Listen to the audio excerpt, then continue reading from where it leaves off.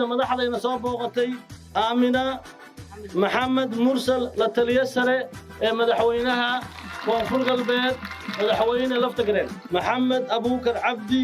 wasiirka wasaaradda arrimaha gudaha maamulka koonfur galbeed axmed madoobe nuunow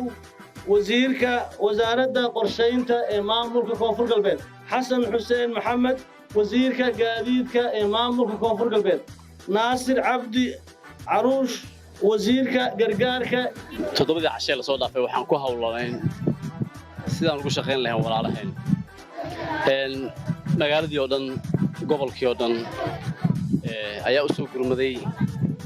marka ilaa ay jimcihi xataa waa shaqaynayna ka war xaaladaada magacaaga ya samsam samsam xagee socotaa maanta xagee socotaa baydhabo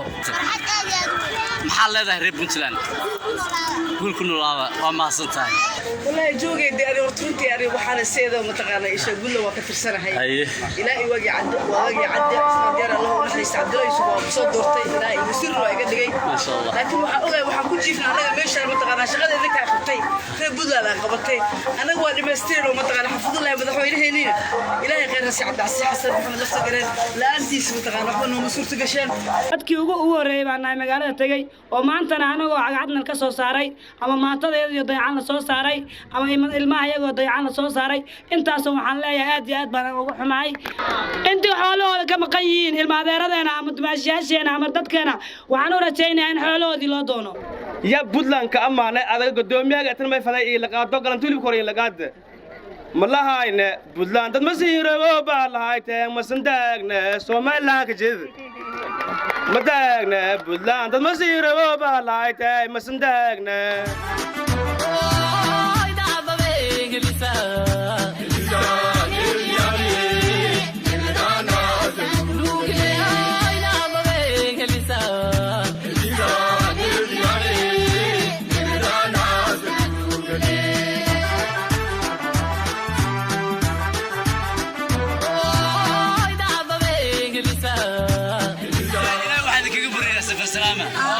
صاحبة هذا وش الله إنه تجيباتين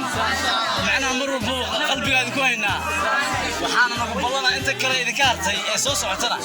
سيدا إذا كوي استجنا أو استجنا إذا كان نوصل دعية نوصل دعية نوصل دعية أي والله يلا بالسلامة بالسلامة والله يلا